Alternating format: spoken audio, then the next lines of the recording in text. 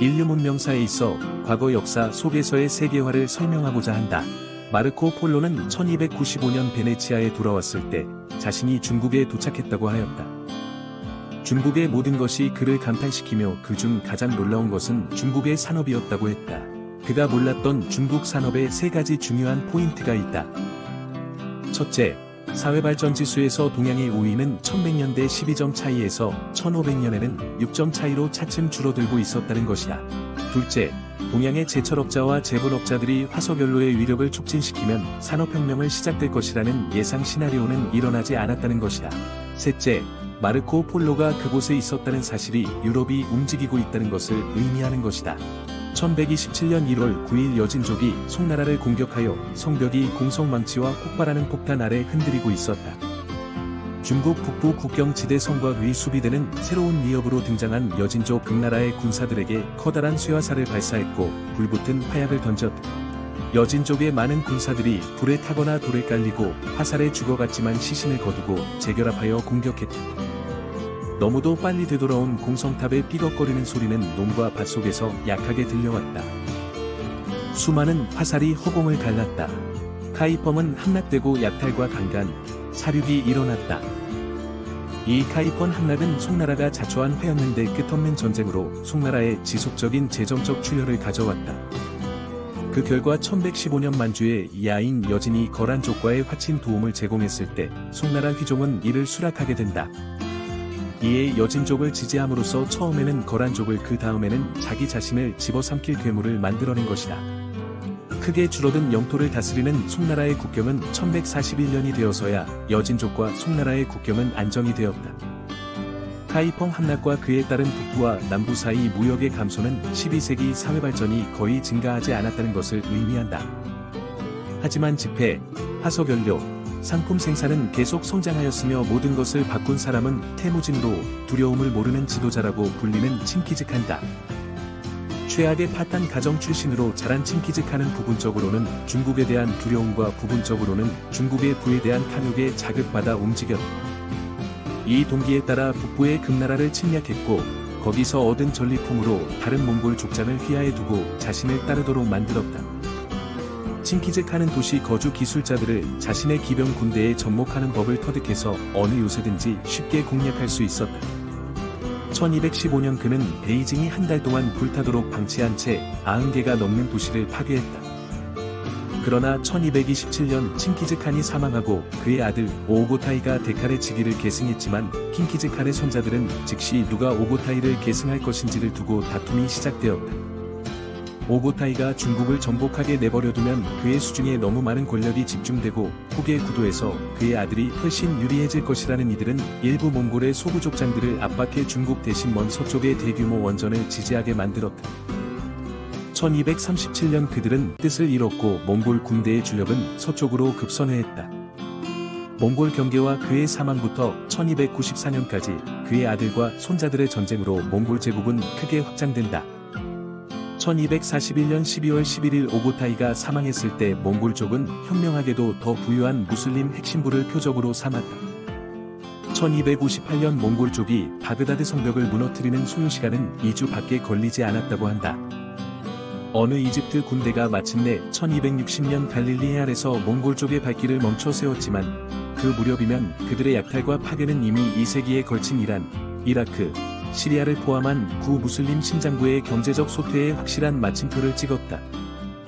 그들이 카이로를 약탈하지 않았기 때문에 카이로는 서양에서 가장 크고 부유한 도시로 남았고 서유럽을 침공하지 않아 베니치아와 제노바는 서양 상업 중심지로 남을 수 있었다. 1279년 쿠발라이 칸이 송나라의 마지막 소년 황제를 추격했을 때 중국을 산업혁명 직전까지 인도한 복잡한 기반 시설은 붕괴되고 있어 동양의 사회발전 지수는 추락했다. 다시 9세기가 되자 동양의 사회발전은 충분히 회복되었다. 제2차 9세기의 교환을 촉발했다. 이에 종교를 대하는 몽골족의 관대한 생각에 성직자들도 상인들을 뒤따라왔다. 호기심을 느낀 칸은 1254년 불교도와 무슬림, 기독교 사이에 공개 토론회를 열기도 하였다. 하지만 실험은 성공적이지 못하게 되어 종교 간 대타협은 실패했음에도 불구하고 서양인들은 계속 찾아왔다. 제1차 구세계 교환은 유라시아의 끝과 끝을 잇는 가는 몇 가닥이었지만 제2차 교환은 많은 사람이 건너다니면서 1100년 이후 구세기를 최초의 진정한 기술적 운송의 시대로 만들면서 이루어졌다. 이것은 전적으로 후진적 서양에 이롭게 작용했다. 정보기술도 역시 마찬가지였다. 예를 들어 중국의 장인들은 105년에 뽕나무 껍질에서 종이를 제작했으며 목재 펄프로 만든 종이는 700년이 되자 흔해졌다. 아라비는 700년 무렵 제지법을 배웠지만 이탈리아인은 1150년 이후에나 아라비인으로부터 종이를 구매하기 시작했다. 유럽인은 거의 1375년 무렵에야 독자적으로 목판인 쇠술을 전수받거나 개조했다. 제2차 구세계 교환에서 이동한 가장 중요한 산물은 균이었다. 역병은 아마도 내륙 아시아에서 진화하여 비단길을 따라 전파되었던 것이다. 제2차 교환은 제1차 때와 현저한 다른 결과를 낳았다. 1200년 무렵 제2차 교환이 강화되었을 때 동양과 서양의 핵심부는 제1차 때보다 지리적으로 더 확대되었다. 더 커진 핵심부는 더 큰 혼란을 발생시켰지만 다른 한편으로 더 키진 핵심부는 충격을 흡수할 수 있을 만큼 더 깊어졌다는 것을 의미한다. 경제적 지리도 역시 변화하여 정치적 지리 변화는 경제를 강화해 주었다. 이 변화들은 핵심부가 제1차 때보다 제2차 구세계 교환이 더 빠르게 회복했다. 그리고 1300년 오스만 제국은 다른 경쟁 상대들을 제치고 유럽 공략의 교두보를 마련하게 된다. 1380년대에 이르자 그들은 비잔티움 제국을 괴롭히고 1396년에는 로마와 아비뇽의 교황들이 오스만 제국에 맞서 십자군을 파견하는 데 힘을 모을 정도였다. 1400년 몽골군이 다마스쿠스를 전멸시켰고 1401년 바그다드를 약탈했다. 1402년 몽골의 부족장 티무르는 오스만 제국을 무찌르고 술탄을 우리 안에서 사망하게 하여 기독교들의 희망을 잃게 만들었다. 겨우 구조된 오스만 제국은 20년 만에 복구하며 아픈 교훈을 터득해야만 했다. 적응력이 좋은 티르크인은 최상의 대응책으로 유럽인 편이 섰다.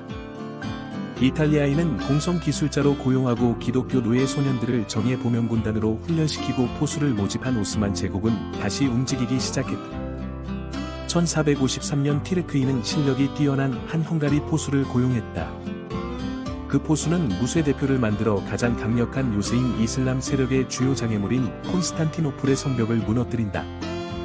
1470년대에는 프랑스와 부르고뉴는 군비 경쟁을 주도하며 이전의 무대를 시대에 뒤떨어지게 만든 더 작고 강력하며 이동이 편한 대포를 만들었다. 대서양 연안지대를 따라 국왕들은 더 크고 강력한 대포를 프랑스, 에스파냐, 잉글랜드를 만들어내고 그 대포를 구매하였다. 1494년 프랑스 군대가 이탈리아를 침공했을 때 최초 프랑스 대포로 성을 무너뜨렸다. 1500년이 되자 서양 핵심부는 대서양 주변부에서 재결성되었고 그 과정을 이끌었다.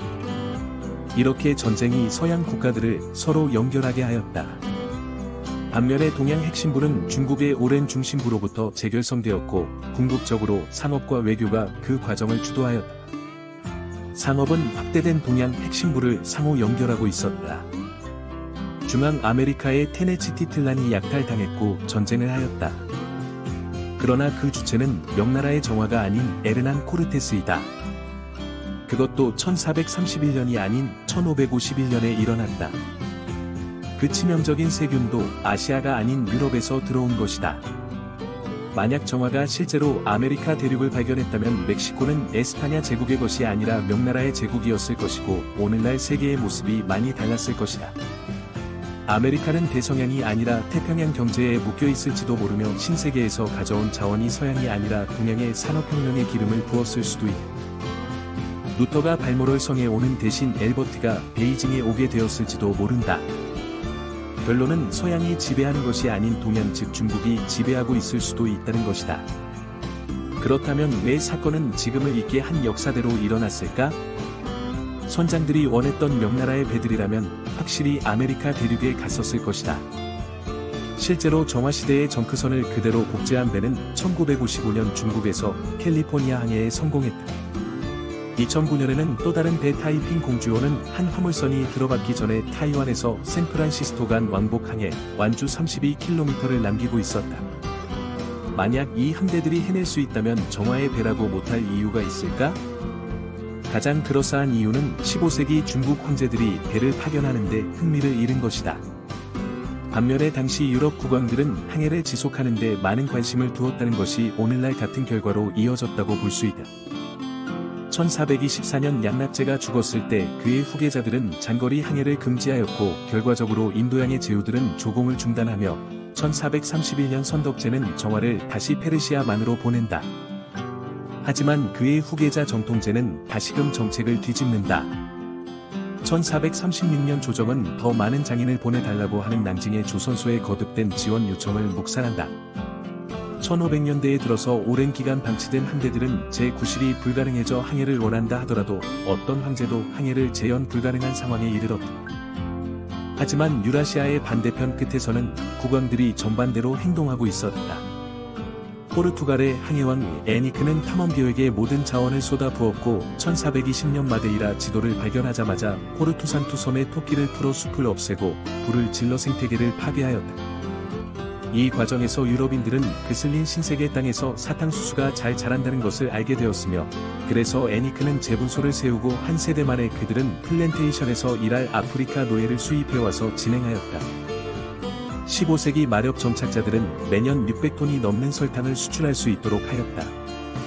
이런 상황들을 발판으로 대서양 깊숙이 뛰어든 포르투갈 항해가들은 아조레스 제도를 발견했다. 아프리카 해안으로 들어서게 되었고 1444년에 세네갈 강에 도달하여 1473년 최초로 적도를 통과하고 1482년 콩고강에 도달하였지만 한동안 맞바람으로 항해를 못하다가 1487년 바르톨로메우 디아스가 바다로 돌아오는 방법을 생각해냈다. 그 후 아프리카 남단의 폭풍 후 고까지 항해했지만 선원들의 반란으로 귀환하게 된다. 하지만 디아스는 프레스터 존을 발견하지 못했지만 동방 항로의 개척 출발을 열었다. 중국의 영락제에 비해 작은 규모의 항해였지만 1430년대를 세계사의 결정적 한순간이라고 말할 수 있다. 이 시기를 서양의 지배가 가능해진 시기로 간주하기 쉽다. 전 지구의 운명이 두 사람이 내린 결정에 달라진 것이다. 하지만 이것은 유례가 없는 것은 아니었다. 다른 유럽 군주들이나 개인 모험 사업 등으로 이러한 과정을 추진하고 있었다. 만약 포르투갈 국왕 애니크가 원래 했던 결정과 달리하여도 아마 다른 유럽 국가에서 일어날 수 있는 일이라는 것이다. 애니크와 명나라의 정통제가 다른 사람이었고 다른 결정을 내리더라도 역사는 여전히 지금과 무척 달았을 것이다. 아마도 왜 특정 군주가 다른 결정이 아니라 그런 결정을 내렸는지 묻는 대신 내향적인 보수주의자가 중국을 덮치면 그때 서양 사람들은 위험 부담을 각오했는지에 대한 질문을 던져야 할 것이다. 르네상스 시기는 유럽의 나머지 세계를 분리시켰다. 콜럼버스나 카보토 같은 사람들로 하여금 다양한 위인들이 탄생시킬 수 있는 문화적으로 힘이 강했던 시기였다. 코르테스가 테노치티틀란으로 가는 길을 놓을 시기이기도 하다. 르네상스 시기의 일부 학자들은 고대 로마를 낯선 나라라고 주장하고 중세는 그 사이에 껴있으면서 모든 것을 변질시켰다고 주장했다. 르네상스에서 이러한 주장들은 사회 재생을 위한 비전을 포함하는 바탕으로 고대를 재현하려고 하였다. 이 과정에서 이러한 급진적인 사상가들을 추방시켜 망명을 시키거나 위해하거나 침묵을 강요하는 식의 부수적인 방법으로 저지하였지만 이 보수적인 방법은 모든 분야를 연결함으로써 또한 다른 관점에서 그 모든 것을 평가함으로써 미켈란젤로 같은 르네상스맨들은 혁명을 불러일으키는 역할을 하였다. 하지만 이 결과는 역사에서 매우 굉장한 사건이지만 이런 르네상스 과정은 아마도 동양의 중국에서 먼저 시작되었다고 말할 수 있다. 11세기 중국은 인쇄기 가동 활자의 원리와 작동법을 설명했으며 400제곱킬로미터의 늪지에 고인 물을 빼는 펌프를 제작하는 등 중국은 당시 천재가 넘쳐났다. 이처럼 중국과 유럽 모두 르네상스를 겪었다고 말할 수 있다. 그들은 공통적으로 유사한 쟁점을 가지고 있다. 사회발전 지수가 상승하던 시기에 살았으며 둘 다 가장 선진적인 학문 연구를 고대 학문과 예술에서 추구하여 그 결과를 가지고 세계를 새로운 방식으로 해석해 유사하게 대응하였다는 것이다. 만약 유럽의 15세기 르네상스가 정말로 대담한 탐험에 영감을 주었다면 어째서 중국의 11세기 르네상스는 그렇지 않았는지를 질문해야 한다. 그렇다면 왜 중국인은 항해를 하지 않은 것인가에 대한 그럴만한 기술력이 없는 것이다. 일부 역사가는 의견이 다르다. 왜냐하면 1000년대의 바이킹들은 중국 함대보다 더 작은 것으로 아메리카 대륙에 도달했다고 주장하지만 여기서 주요한 것은 바로 거리이다. 바이킹은 페로 제도와 아이슬란드, 그린란드를 걸친 망망대해를 800km 이상을 건널 일이 없다. 그러나 중국인들은 캘리포니아에 상륙할 때까지 중국 탐험가들이 거쳐야 했을 8000km에 비해 비교가 안 될 정도이다. 결과적으로 물리적으로나 지리적으로나 동양인이 태평양을 건너는 것보다 서양인이 대서양을 건너는 것이 더 쉽기 때문임을 알 수 있다. 그래서 아무리 르네상스 정신의 의욕을 얻었다고 하더라도 11세기의 탐험가들이 아메리카를 발견하고 귀환의 이야기를 들려줄 가능성이 거의 없다고 볼 수 있다. 12세기에 들어서야 중국은 난징에서 캘리포니아까지의 거리 19,000km를 어느 정도로 믿음직하게 항해할 수 있는 것이고, 이 시기도 무려 콜럼버스와 400년 앞선 시기였다. 그렇다면 왜 이 시기에 중국은 항해를 하지 않았나? 중국에서는 정복자가 나오지 않은 것은 이유가 정신이든 무엇이든 중국에서의 르네상스 정신이 12세기에 이르러서 점차 감소하고 있었는지도 모른다. 13, 14세기에 중국은 급격하게 쇠락했고 르네상스 문화를 위한 전제 조건이 사라지자 지배층의 사고방식도 점차적으로 보수적으로 전환되었다. 일부의 역사가는 1070년대 완한석 신법의 실패가 원이라고 하고, 일부는 1127년 카이펑의 함락이 원인이라고 한다. 그러나 다른 학자들은 완전히 다른 곳에서 원인을 찾는다. 바로 당시 지식인들의 생각은 세계적으로 하였으나 행동은 지역적으로 하기 시작했다는 데는 거의 모두가 동의한다. 하지만 이런 내부 지향적인 태도가 15세기 중국의 탐험을 중단시켰다고 볼 만한 이유로도 적합하지 않다. 정화의 항해를 끝내기로 한 결정은 사실 문화적 위축이나 사회적 배경에 반해서가 아니라 팽창과 혁신, 도전을 직면하고 극복한 사회적 배경에 있다고 한다. 우리는 이미 답을 알고 있다. 지도가 중국과 서양이 다른 경로로 가게 만든 것이다. 그저 지리가 동양인보다 서양인이 아메리카 대륙에서 손을 씻는 것을 용이하게 한 것이고, 유럽의 가장 명백한 지리적 이점은 물리적인 것이었다. 다른 조건이 동일하다고 가정하면 중국인이나 일본인의 선원보다 바이킹이나 포르투갈 선원이 신세계에 도달하는 것이 언제나 더 쉬울 수밖에 없다. 물론 현실에서는 다른 조건들이 좀처럼 같지는 않지만 정치적 지리는 서유럽이 물리적 지리로 얻은 이점들을 증대하는 방향으로 전개된다. 동양의 사회발전 지수는 서양보다 훨씬 높았고, 마르코 폴로 같은 사람 덕분에 서양인도 그 사실을 알고 있었다. 결론은 서양인이 동쪽으로 가서 지상에서 가장 풍부한 시장에 접근할 경제적 유인이 충분했던 것이다. 흑사병 이후 고가 전략으로 옮겨가면서 전쟁이 심화되어 돈을 구하는 일반적 수단이 없어서 조세 수입원이 필요했다. 그렇기 때문에 대서양 항구를 어슬렁거리는 선장들과의 거래도 마다하지 않았다. 무역 독점 등의 대가로 그들은 지리적 고립에서 동방으로 또 대서양으로 항로를 찾게 되었다. 베네치아와 무슬림을 상대해야 하는 상황을 피하기 위해 아프리카 남단을 돌아 인도양에 도달하는 길을 약속하고 서쪽으로 계속 항해하면 지구를 빙 돌아 동양에 도착된다는 주장을 했고, 대부분의 유럽인은 서쪽보다는 남쪽으로 향하는 것을 선호했다. 왜냐하면 서쪽으로 계속 가서 동양에 닿으려면 먼 거리를 항해해야 할 것을 알고 있었기 때문이다. 이 이야기에서의 한심한 멍청이는 지구 둘레 거리를 엄청나게 과소평가한 콜럼버스일 것이고, 1430년대 손이익을 따져본 뒤 비현실적인 정화의 항해를 중단시키고 1470년대 항해 기록을 유실해버린 명나라 황실이 현실적인 자문관들이라고 할 수 있다. 다양한 항로를 개척한 유럽 국가들은 부를 축적하여 지속적으로 발전하였다. 대표적으로 포르투갈은 대포 화력으로 여러 나라의 항구를 무력으로 점거하여 부를 축적하였다. 포르투갈의 총독인 피레스의 이론을 바탕으로 중국을 쉽게 점거할 수 있다는 생각을 가지고 1517년 중국을 점거하기 위한 시도를 하였지만 실패한다.